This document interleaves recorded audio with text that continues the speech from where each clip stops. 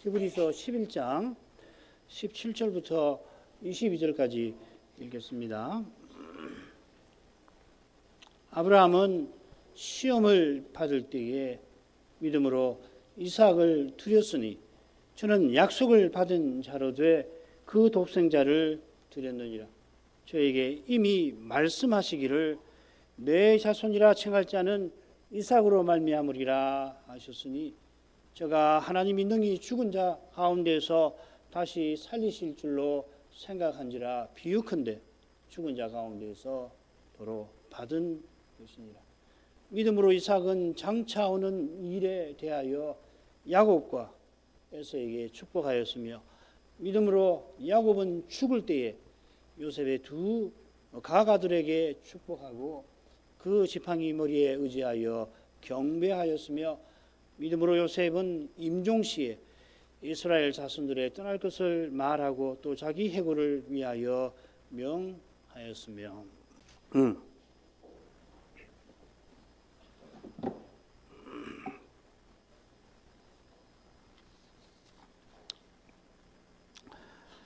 아브라함이 땅의 본향을 떠나서 약속하신 땅에 들어와 하늘의 본향을 바라보았습니다. 가나안에 들어와서 장막에 거하며 하나님이 약속하신 하늘나라를 향하여 살았던 것입니다. 하늘나라를 상속하려고 땅에서는 외국인과 나그네로 우거하였습니다. 아브라함도 우리처럼 영원히 하나님을 가까이 하려고 했지 이 땅에서 큰 나라를 세워 무병 장수하려 했던 것이 아니었습니다. 주님 시대의 바리새인들이 우리 아비는 아브라함이라 주님께 항의했지만은 그들에게 주님이 책망하신 것처럼 그들은 아브라함처럼 오실 메시아를 바라지 않았고 아브라함처럼 그렇게 바라지 않아서 오신 주님을 알아뵙지를 못하였습니다. 이는 그들이 겨우 로마 제국에서 벗어나서 훌륭한 세상 나라 하나를 세우려 했기 때문입니다. 이런 교훈을 가리켜서 예수님께서는 바리새인의 누룩이라 하셨습니다. 누룩이니 온 덩이에 퍼지기가 쉬워서 과연 바리새인들과 늘 다투던 사두개인들도 결국 똑같은 생각을 품고 있었고 오병이어의 표적을 경험한 백성들도 예수님을 왕으로 옹립하자 할 때에 역시 똑같은 생각이었습니다. 주님께서 바리새인과 사두개인의 누룩을 주의하라 제자들을 경계하셨지만은 그들도 십자가로 가시는 그 길에서조차 그런 생각을 채 벗어나지를 못하였습니다. 아무도 스스로는 이런 생각에서 세상 행복을 추구하는 그 길에서 벗어나질 못하는 것입니다. 이런 점에 비추어 하나님이 아브라함을 부르신 은혜가 찬란히 빛나는 것입니다. 오직 은혜로만 우리가 이 시대에 거룩한 교회로 서서 저 영광의 목표를 향하여 나아가는 것입니다. 지난 시간에 이어서 계속 말씀을 살피겠는데 17절부터 19절을 다시 읽겠습니다. 아브라함은 시험 받을 때에 믿음으로 이삭을 드렸으니 저는 약속을 받은 자로 돼 그 독생자를 드렸느니라. 저에게 이미 말씀하시기를 내 자손이라稱할 자는 이삭으로 말미암으리라 하셨으니 제가 하나님이 능히 죽은 자 가운데서 다시 살리실 줄로 생각한지라. 비유컨대 죽은 자 가운데서 도로 받은 것이니라. 이 말씀은 잘 아시는 대로 창세기 22장에 나오는 그 모리아 사건을 가리키죠. 신약의 선자는 아브라함이 이삭을 드렸다 강조합니다. 한글 개역 성경에 드렸다 두 번 새겨져 있는데 이 제사 드린다 하는 그 낱말이 과연 두 번 사용되어 있어요. 다만 흥미로운 것은 번역처럼 둘이 똑같은 시제로 되어 있지 않습니다. 조금 후에 설명을 해드리겠습니다. 왜 그렇게 했나 하면은 창세기 22장에서 아브라함이 행한 일을 정확하게 묘사하려고 신약의 선자는 같은 낱말을 쓰되 시제라고 그러죠. 다른 시제를 썼습니다. 아브라함이 시험 받을 때에 믿음으로 이삭을 드렸습니다. 여호와께서 아브라함을 시험하시려고 그를 불러 내 아들 내 사랑하는 독자 이삭을 번제로 드리라 창세기에 명령하셨죠. 이 명령은 아브라함이 가나안으로 가라 하신 명령과 더불어서 아브라함의 삶에서 결정적 의미를 지닙니다. 아브라함의 생애가 창세기 11장 27절부터 해가지고 25장까지 좀 더 줄이면은 22장 24절까지 잘라볼 수 있는데, 거기 보면은 머릿말 맺은말 빼고 맨 처음에 가나안으로 가라, 내가 지시할 땅으로 가라는 명령이 나오고요. 그리고 맺은말 바로 앞에 이 독자 이삭을 드리라는 명령이 나옵니다. 이 두 명령이 이 아브라함의 생애의 처음과 마지막에 아주 중요한 결정적인 명령으로 나옵니다. 말하자면은 이삭을 드리라는 명령은 땅의 본향을 떠나라 하신 명령만큼 아브라함으로서는 받들기가 힘든 것이라 할 것입니다. 본토 친척 아비 집을 떠나라 하신 것은 이 세상을 뒤로하고 저 하늘로 나아가라 하신 것입니다. 여호와를 위해서 모든 것을 기꺼이 버리고 이 여호와를 전부로 삼으라 하신 것입니다. 가나안에 들어온 아브라함은 하나님이 지으실 터가 있는 성을 전심으로 바랐는데, 아울러서 이 성에 살아갈 약속의 후손을 간절히 구했던 것입니다. 이게 너무 당연한 거죠, 그죠? 하나님이 지으실 성에 살 사람이 없으면 어떻게 해요? 그돌라오멜 사건, 그게 14장 나오지 않습니까? 그 직후에 여호와 하나님이 아브라함을 찾아오셔서 두려워 말아라, 나는 너의 방패 내 상급이니라, 그렇게 일러주시니까 당장 아브라함은 여호와여, 상급이라고 하셨으니 내게 뭘 주시려나이까 하고서 나는 무저합니다. 주께서 내게 아직 씨를 주시지 않았습니다 하였습니다. 마찬가지로 여호와께서 씨의 기초를 세울 힘을 사라와 아브라함에게 주시는데, 그 17장 18장 예고하시잖아요. 그 과정이 창세기 16장부터 21장의 주된 내용을 이루고 있습니다. 창세기는 그런 주제로 쭉 갑니다. 마찬가지로 이삭의 번제 사건 이후에 아브라함의 그 일생이라고 하는 것은 그의 죽음에 관한 내용으로 곧장 이어지죠. 23장부터 25장에 보면은 사라의 죽음이 나오고, 그 다음에 24장에 이삭의 혼인이 더 길게 나오고, 25장 전반부에 아브라함의 죽음이 기록이 되어 있습니다. 약속의 땅에 들어간 이것이 언약 백성의 역사를 열어가는 아브라함의 삶의 그 출발을 해서 전부라고 한다면은, 약속의 후사를 얻어서 이 언약을 그에게 이어주는 이것이 이어진 그의 삶에서 전부라. 요컨대 이삭은 그에게 전부와 같은 존재였죠. 아브라함이 하나님의 약속을 전부로 삼고 살았는데, 여호와께서 그 전부를 허물 만한 명령을 내리신 것입니다. 아브라함이 하나님 언약을 이루려고 그렇게 간절히 구했던 그 아들을, 언약의 후사를 얻으려고 하갈을 통해서 이스마엘을 낳고 무려 13년을 침묵하며 살기까지 하며 마침내 받은 그 아들을 하갈과 이스마엘마저 집에서 내보내며 언약을 꼭 이어주려 했던 바로 그 아들을 번제로 드리라고 하신 것입니다.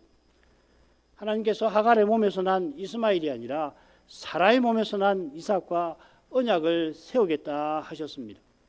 사라 자기 자신은 그때 자식 낳는 일에 죽은 자와 다름없었습니다. 그런 그들에게 이 씨의 기초를 세울 힘을, 마치 죽은 자를 살리시는 그런 능력을 여호와께서 베푸셨던 겁니다. 그 능력을 베푸시려고 친히 찾아오셔서 할례 명령을 내리시면서 아브라함과 사라의 믿음을 견고하게 하시지 않았습니까? 이런 아들을 그렇게까지 하셔서 얻게 하신 그 아들을 이제 번제로 드리라 하셨으니, 지금까지 베푸신 은혜와 지금까지 이루어오신 언약은 대체 어떻게 되는 것인가? 자기가 땅의 본향을 뒤로하고 가나안에서 나그네로 지금껏 40여 년을 고생한 것도 허무하게 되겠습니다만은, 그러나 자기 생명보다, 생명처럼, 아니 그보다 더 중요하게 여겼던 하나님의 언약이 허망하게 되는 것입니다. 이걸 이해를 못하면은 아브라함의 고민을 제대로 안다고 할 수 없어요. 내 목숨 하나가 제일이지 믿는다고 하지만은 그래도 이 세상에서 그럭저럭 남 못지않게 살아가야 되지 않겠나 이런 생각을 가지고서는 아브라함의 고민을 헤아릴 수가 없어요. 아브라함은 자기 생명보다 하나님의 언약을 더 여호와의 인자하심이 내 생명보다 낫습니다. 시편에 그런 말씀 있잖아요.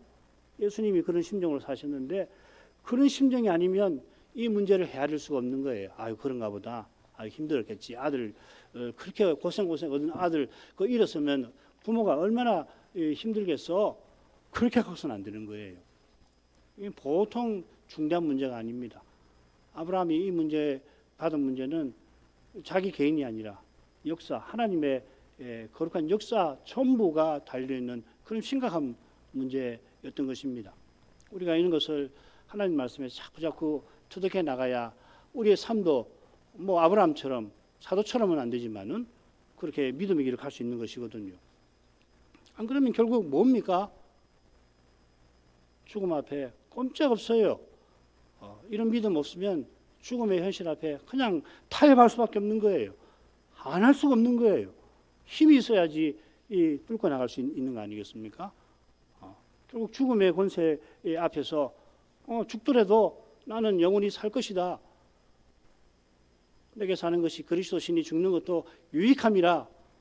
이런 믿음이 있어야 되는 것이고 지금 이런 문제를 아브라함이 이런 문제가 아니라 그보다 더한 문제를 다루고 있다는 것을 꼭 기억을 할 필요가 있습니다. 자, 그래서 아브라함은 인생에서 가장 긴 밤을 보내었어요. 게다가 하루 만에 결정을 해버리잖아요. 그냥 보통 비범한 사람이 아닙니다. 자, 이런 내용이 시험을 받을 때에 이 짧은 표현에 원문으로는 한 낱말에 담겨 있습니다. 사실 이 낱말이 17절 한가운데 딱 나와요. 이걸 강조하는 것이거든요. 그 밑에 그 도표는 참조하시면 됩니다. 아브라함이 시험 받았는데 하나님이 시험하셨죠. 시험을 받지도 하지도 않으시는 하나님께서 믿음의 시련을 아브라함에게 겪게 하신 거죠. 아브라함이 이스마엘을 집에서 내보내고 막 성인이 되려고 하는 이삭을 보고는 이제 됐구나 뭐 이렇게 자만했을는지도 모릅니다만 성경은 이걸 언급을 하지 않습니다. 그러니 아브라함이 자만해서 하나님께서 그 자만을 꺾으려고 하셨구나 그렇게 추정할 필요는 없을 겁니다. 그래 100번 양보해서 혹 그럴지라도 이 시험은 아브라함에게 인내를 이루는 선한 것이지 죄로 말미암은 시험이라고 단정해서 안 될 겁니다. 야고보서 1장 3절이 그것이죠. 너희 믿음의 시련이 인내를 만들어낸다. 참고로 야고보서 처음에 이 두 가지 시험을 말하는데 명사로 말할 때는 인내를 낳는 선한 시험이고요. 동사로 쓸 때는 죄에 휩쓸려 당하는 시험입니다. 히브리서는 동사 시험하다가 두 가지 선한 시험 그리고 죄에 휩쓸리는 시험 둘 다 쓰입니다. 주님의 시험에 쓰이고 이스라엘의 시험에 쓰여요. 아브라함이 받은 시험은 이스라엘이 하나님을 시험하는 그런 악한 것이 아니라 주님께서 우리를 위하여 시험받아 고난받으신 그것과 딱 붙어 있는 것입니다. 그리스도의 시험과 딱 붙어 있는 것이죠. 아브라함이 가장 긴 밤을 보낸 만큼 하나님께서 아브라함이 본향을 향하여 끝까지 나아갈 인내를 그에게 주려 하신 것입니다. 그가 하늘 본향을 향하도록 40여 년 전에 이 땅의 고향을 떠나라 명령하셨는데 그거 결코 받들기 쉬운 거 아니지요. 바울처럼 자기 전부 나아가 이 세상 전부를 버려야만 이 명령을 받을 수가 있는 겁니다. 이게 안 되면 결국 이 명령 앞에 늘 주저하면서 평생 살아가는 수밖에 없어요. 그 명령 역시도 아브라함에게 선한 시험이었습니다. 이 시험이 선한 시험이지만 결코 쉬운 시험은 아닙니다. 하나님께 드리라 하신 이삭은 독생자, 그 독생자입니다. 이 독생자라는 말은 그저 외아들이라는 말은 아닙니다. 이스마엘도 있죠.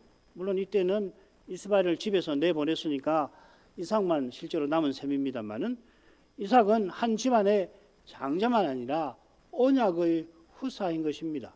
옛언약, 새언약까지 쭉 이어지는 이 언약의 후사예요. 그러니까 오실 메시아를 가리키는 아주 특수한 인물이라고 생각하셔야 됩니다. 물론 이 사실이 저는 약속을 받은 자로 돼라는 표현에 담겨 있습니다. 저라고 하는 것은 이삭이 아니라 아브라함을 가리킵니다. 아브라함이 약속들을 받은 사람, 곧 언약의 후사입니다. 게다가 아브라함은 언약의 후사인 이삭이나 야곱과 달리 하나님 나라, 하나님 백성의 역사를 열어가는 그런 특별한 인물이기도 합니다. 그가 하나님과 언약을 맺었는데 그 언약을 이룰 독생자를 드린 것입니다. 이삭이 언약을 이룰 독생자라는 사실이 18절에 나옵니다. 내 자손이라 칭할 자는 이삭으로 말미암으리라. 이렇게 하나님께서 저에게 이미 말씀하셨습니다. 이삭을 주마 약속하셨고 약속대로 주셨습니다. 게다가 곧 이삭이 언약을 이어받을 연령과 특히 믿음에 이른 것 같습니다. 나이가 정확히 몇 세인지 20세는 안 됐을 것 같고 요셉처럼 언약의 후사가 될 만한 나이였고 그런 믿음이 있었습니다. 아버지가 칼을 들어서 아버지가 묻고 그다음 칼을 들어 치려고 하시는데도 그걸 잠잠히 받아들이는 이삭은 나이가 어려서 어쩔 수 없는 그런 어린 나이가 아니라 도살장에 끌려가는 양과 같은 모습을 보인 겁니다. 오실 메시아의 그림자다운 풍모를 이미 풍깁니다.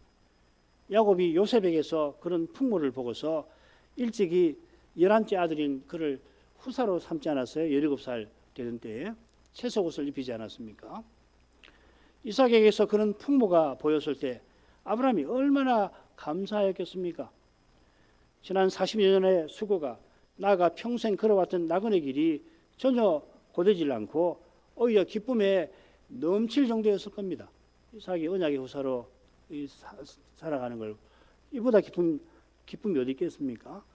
그런 이삭을 그가 이해한 대로 번제로 드리게 된다면 언약을 이룰 후사가 없어져 버립니다. 하나님 언약이 무너지는 것이에요. 모든 기쁨이 사라집니다. 자신의 기쁨만 아니라 세상의 기쁨이 사라질지도 모릅니다. 그러니까 뭐 달리 하나님께서 하실 수 있겠지 이렇게 생각하시면 안 돼요. 문제가 그렇게 간단치가 않습니다. 하나님이 이삭과 언약을 맺겠다고 하셨잖아요. 밤새도록 이 중대한 문제를 두고서 아브라함은 씨름하고 또 씨름했습니다. 야곱이 야복강에서 주의 사자와 씨름한 것처럼 주님께 아뢰고 또 아뢰면서 문제를 대했겠죠. 마침내 아브라함은 이튿날 일찍이 일어나서 이삭을 데리고 모리아로 떠납니다. 그러나 어쩔 수 없이 떠난 게 아니라 이미 확신에 차서 떠납니다. 그 확신의 근거가 19절에 나오죠. 아브라함이 이삭을 데리고 모리아로 떠난 것부터 이삭을 묶고서 칼을 든 것까지를 선지자는 이삭을 드렸다. 맨 앞에 먼저 이삭을 드렸다고 표현합니다. 훗날 모세의 제사법에 따르면은 희생을 성막 문에 데려오는 것부터 하나님께 드리는 일이 시작되죠. 희생을 데려오는 그 행위를 가리켜서 가까이 가져온다라는 낱말을 쓰는데 이게 17절에서 드렸다 이렇게 새겨져 있는 것입니다. 히브리서의 이 낱말은 이곳을 제외하고 18번 나오는데 한 번을 빼고는 제사장이 제사 드리는 행위를 가리킵니다. 선자는 아브라함이 모리아로 이삭을 데려가는 것부터 그를 번제로 드린 것, 이미 드렸다고 해석하는 거죠. 정당한 해석입니다. 아울러 구약의 정통한 선자는 아브라함이 이삭을 드렸다고 하고서 이어 독생자를 드리려 했다 이렇게 덧붙입니다. 번역을 이렇게 하면 좋을 것 같아요. 분명히 시제를 이렇게 쓰는 거거든요. 드리려 했다. 이 미알료 시제인데 이렇게 번역할 수 있습니다. 뭐 시도하는 행위를 쓸 때 이 시제를 쓰는 거거든요. 이는 그가 칼을 들어 이삭을 치료했던 바로 그걸 가리키는 겁니다. 바로 그때 주의 천사가 아브라함을 불러 만류를 하였습니다. 그리고 아브라함이 눈을 들어보니 순양이 보였고 이삭 대신 그 순양을 번제로 드렸습니다. 이 번제로 드린 여기에 여호와께서 이삭을 번제로 드리라는 참뜻이 있지 않습니까? 여호와께서는 인신제사, 사람을 죽여 제사 드리는 대표적인 것이 몰렉 숭배 아니에요. 우리가 다음 주에 몰렉 숭배에 대해서 배울 텐데 수요일 날 하나님이 얼마나 그걸 가중히 여기시는데 어떻게 이삭을 그렇게 죽여서 드리라 하셨겠습니까? 이삭을 번제로 드리라 하신 것은 이삭이 오실 메시아를 바라며 모세처럼 그리스도의 고난을 달게 받으며 아버지 아브라함처럼 하늘 본향을 일평생 향하며 살라고 하신 것입니다. 과연 번제는 그리스도 안에서 우리 존재 전체를 하나님 것으로 인정하여 드리는 그런 뜻이 있는 거예요. 이 뜻을 담아서 오늘도 우리는 조금 전에 헌상을 한 거 아닙니까? 오전에는 우리 전부를 대표할 만한 헌상금을 준비해 가지고서 그래서 우리 교회는 특별히 봉투에 담아서 드리지 않습니까? 그게 무슨 대단한 뜻이 있다는 게 아니라 하나님 앞에 드리는 것이니까 그렇게 그 금액이 어떠하든지 상관없이 심지어는 봉투에 아무것도 넣을 수 없는 때도 있을 거 아니에요. 그럴지라도 하나님 앞에 드립니다 하고서 내 전부를 드립니다. 그렇게 헌상하는 거 아닙니까? 오전에는 그렇게 헌상을 하고 오후에는 헌상을 하는 게 아니라 둘째 번 이 경배송, 오후에 경배송을 2번 드리지 않습니까? 두 번째 경배송이 바로 찬미의 헌상으로 드리는 것입니다. 그 우리 헌상송 가사를 보시면은 그 뜻이 너무도 잘 나와 있잖아요. 우리가 주의 것이니 그리스도 안에서 정결하게 하셔서 받아주시고 주님의 영광을 위해서 그 뜻에 우리를 꼭 써주십시오. 이게 헌상송의 가사에 대부분 나오지 않습니까? 아브라함에게 이삭은 자기 전부와 같은데 그 전부를 들여서 끝까지 사명의 쓰임을 받도록 하나님께서 번제로 드리라 하신 거겠죠. 아브라함이 번제로 이삭을 드리려 했던 것은 여호와의 약속을 믿고 이삭의 부활을 확신한 데 있는 겁니다. 여호와께서 내 자손이라 칭할 자는 이삭으로 말미암으리라 분명히 말씀하셨습니다. 이 말씀은 이스마엘을 언약의 울타리에서 내보낼 때에 여호와께서 사라의 말을 들으라 하시며 하신 말씀이죠. 언약의 자손이 이삭으로 말미암아 나올 것이라 하셨으니 이삭이 이제 죽더라도 필시는 다시 살아서 언약의 자손을 그가 낫게 하실 거라 아브라함은 확신했던 것입니다. 하나님 말씀하시면은 틀림없이 이루십니다. 그분의 입에서 나간 말이 헛되이 돌아오는 법이 없습니다. 하나님이 우리 이 강단들에서 전하게 하신 말씀, 특별히 우리에게 주신 사명의 말씀 틀림없이 이루실 것입니다. 저는 그런 확신이 있어요. 어떻게 이루실지는 우리가 다 알지 못합니다. 하나님 너무도 거룩하신 분이라 원하시는 사람을 원하시는 대로 쓰실 것이지만은 이 거룩한 사명은 누구를 쓰시더라도 이 시대에 틀림없이 이루실 것이다. 그런 확신이 있어요. 우리 교회가 그런 교회 아니에요. 이런 사명을 아무것도 아닌 우리에게 주셨는데 친히 이루시려고 그러시는 거죠. 아브라함이 이삭의 부활을 확신한 사실이 하나님 말씀에도 분명히 나옵니다. 창세기 22장 5절이 그래요. 이제 아브라함이 사환에게 이르되 산 모리아산에 왔습니다. 너희는 나귀와 함께 여기서 기다리라. 내가 아이와 함께 저기 우리가 가서 히브리 말에는 다 이게 표현되어 있습니다. 우리가 경배하고 우리가 너희에게로 돌아오리라.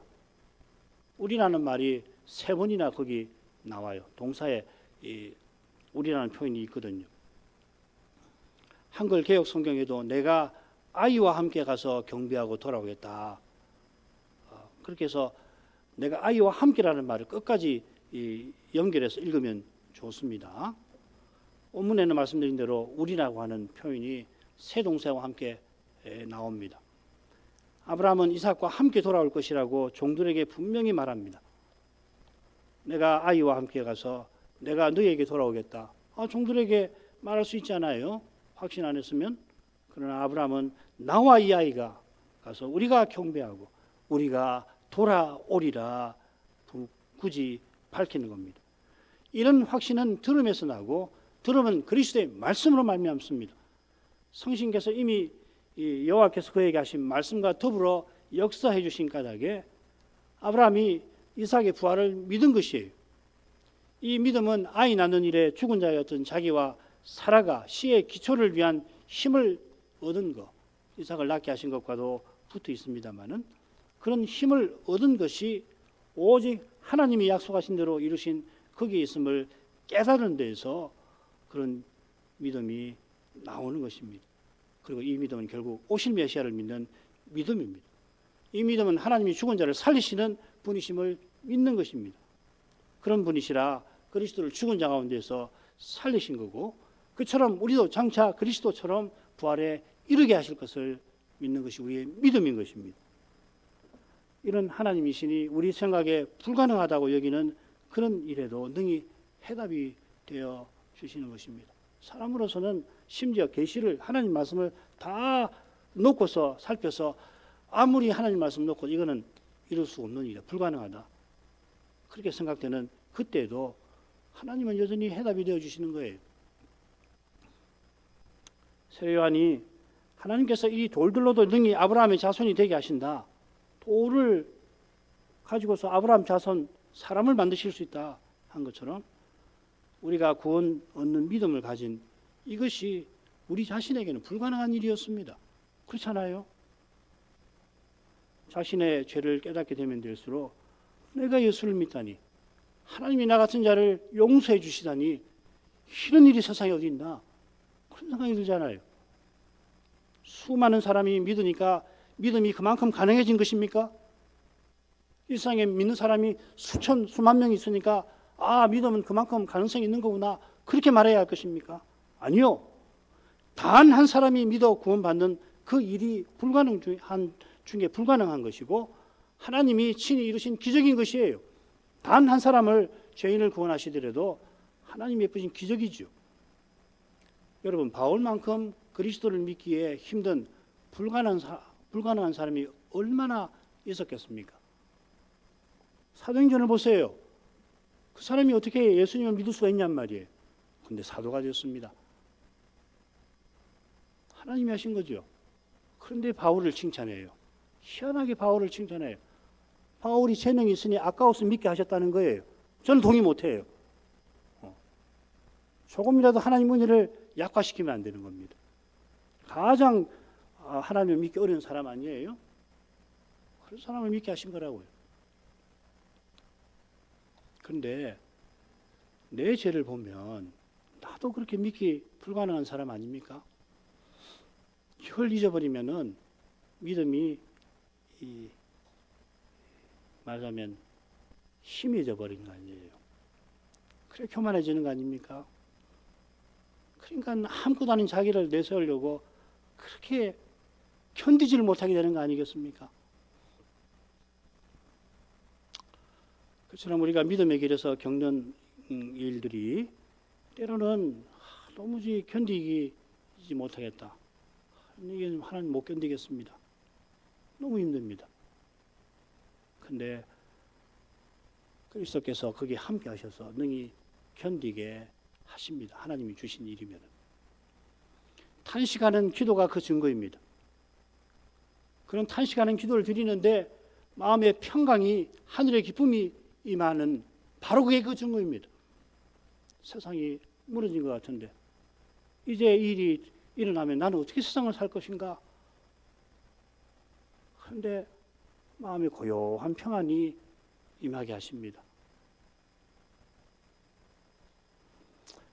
아브라함이 이삭의 부활을 확신하였습니다. 그런데요, 믿음 그대로 일이 이루어지지는 않았죠. 제가 하나님이 능히 죽은 자 가운데서 다시 살리실 줄로 생각을 했습니다마는 실제로는 비유컨대 죽은 자 가운데서 도로 받았던 것입니다. 19절 상반절에는 심지어라는 말이 나옵니다. 심지어 죽은 자 가운데서. 아브라함은 이삭이 죽을 줄로 생각한 겁니다. 그러나 이삭은 주의 천사가 개입해서 죽지 않았습니다. 중요한 낱말이 도로 받았다는 말인데, 도로는 죽은 자 가운데서라는 표현과 붙여서 번역하시는 분이 이야기 쉽게 새겨놓은 거고, 이 낱말은 원래 받는다라는 말입니다. 두 번 나오는데요, 히브리서에 두 번 더 나오는데 모두 약속을 받았다 하는 거기만 이 낱말을 씁니다. 이 받는다는 말을 헬라 말의 몇 개가 있어요. 흔히 쓰는 낱말이 있는데 딱 이렇게 씁니다. 비유컨대 아브라함이 이삭을 받았다. 왜 이렇게 비유라는 말을 썼을까? 잘 모르겠습니다. 저는.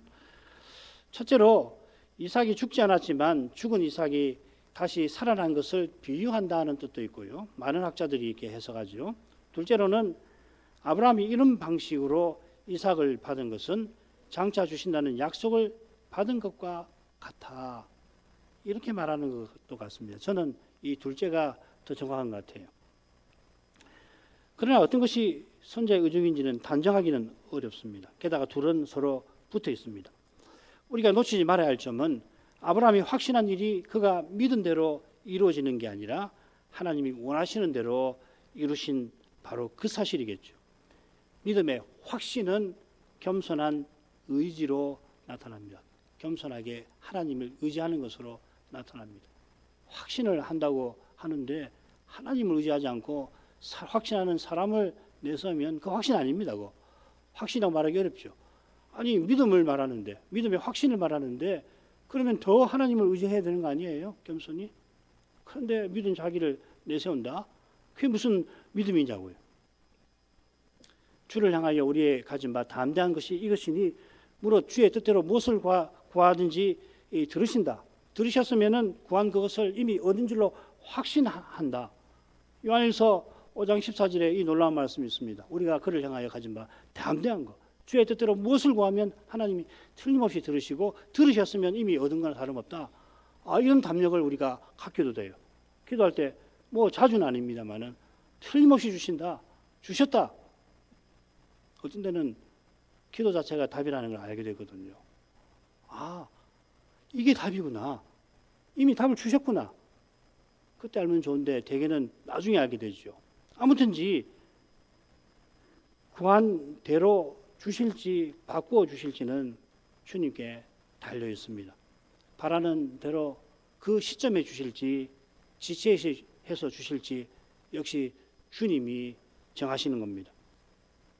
20절로 가겠습니다. 믿음으로 이삭은 장차 오는 일에 대하여 야곱과 에서에게 축복하였으며 이 역시 이 이삭의 번제만큼 유명한 사건이죠. 좀 더 정확하게는 야곱이 이삭을 속여서 축복을 받았습니다.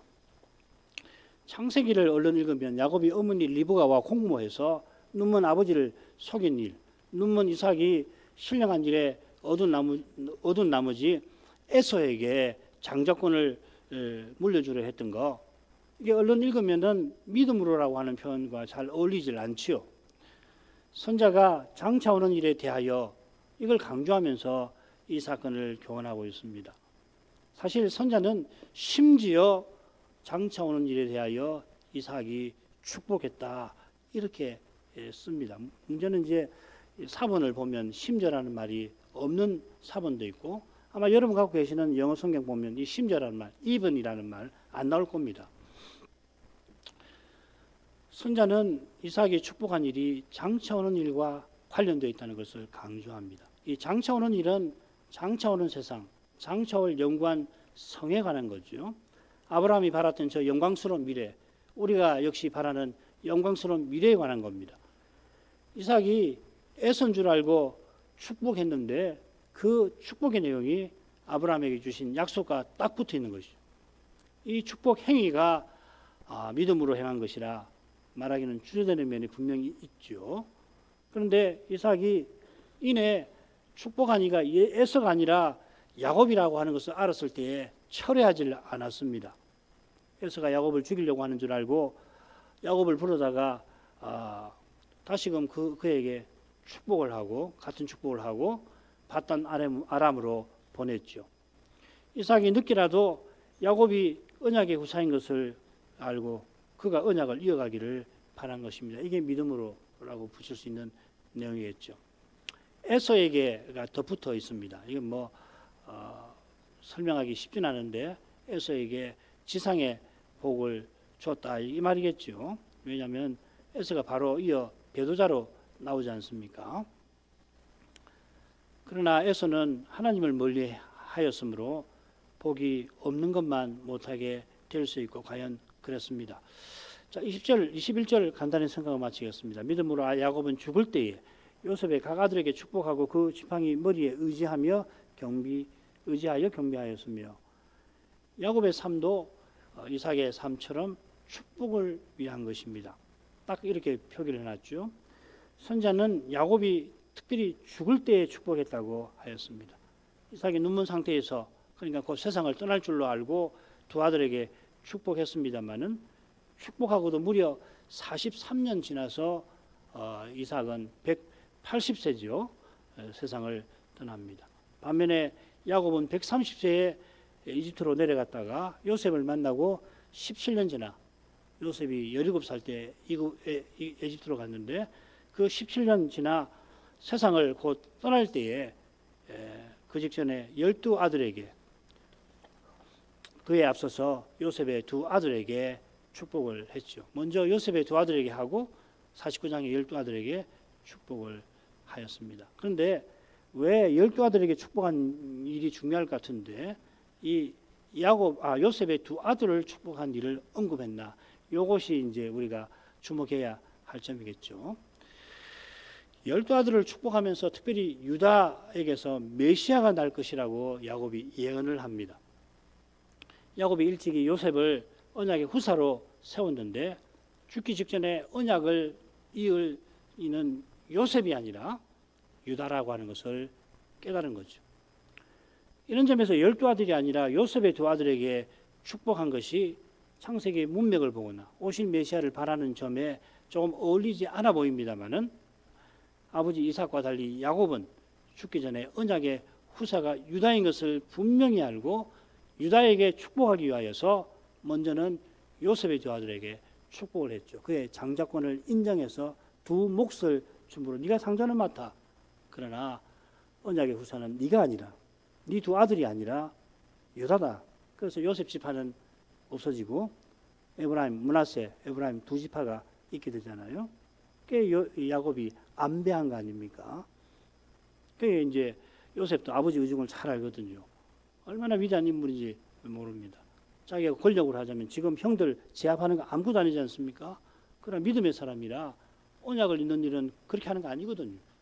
아버지가 유다를 형을 언약의 후사로 삼는데 반대하지 않고 다만 자기 장자로 인정해준 그거 감사하면서 받아들인 거죠. 시간이 많지 않아가 여기서 끊었습니다. 다음 시간에 말씀드리겠는데요. 21절은 20절하고 22절을 적절하게 가교합니다. 21절 상반절은 20절에 나온 이삭의 축복과 연결되고 21절 하반절은 그 지팡이 머리를 의지해서 경배한다는 말은 요셉의 이혼과 연결됩니다. 왜 그런가? 21절 하반절은 요셉에게 자기 뼈를 막뼈라고 그래 안치해달라고 야곱이 부탁하는 바로 그 장면에 나옵니다. 요셉의 두 아들을 축복하기 전에 그에 앞서서 야곱이 요셉에게 내 뼈를 막벨라에 안치해달라 할 때에 21절 하반절이 나옵니다. 이것이 22절과 연결이 되겠죠. 성경은 뭐 얼마나 절묘한지 모르겠습니다. 이건 또 다음 시간에 설명드리면서 또 말씀을 드릴 수가 있겠습니다. 기도하겠습니다. 거룩하신 아버지 아브라함을 지상의 본향에서 불러내어서 하늘 본향을 향하게 하실 뿐만 아니라 그가 언약을 이어가도록 이삭을 번제로 드리도록 하셨습니다. 이삭을 번제로 드리게 하심은 여호와 하나님을 전부로 삼고 자기 전부를 여호와께 드리게 하신 겁니다. 달리는 인생이 언약을 이룰 수가 없습니다. 믿음의 길을 끝까지 걷지를 못합니다. 그 길에 죄와 죽음의 현실이 그림자처럼 따라다니며 그 길을 가로막습니다. 사람은 아무도 죄를 스스로 이기지 못합니다. 아브라함이 누구보다 믿음으로 행하는 거기서도 그의 죄가 드러났을 뿐 아니라 그 죄가 심지어 언약을 허물 뻔했던 것처럼 오직 아브라함이 바라본 메시아께서만 그 죄를 십자가에서 도말하셨고 이제 아버지 우편에서 그 죄의 권세를 물리치고 계십니다. 자비하신 아버지, 말씀의 거룩한 빛을 이날에도 비춰주셔서 우리 가야 할 길이 어디 있는지 일깨우시며 성신님을 의지해서 그 길을 계속 걷게 해 주옵소서. 예수님 이름으로 기도합니다. 아멘.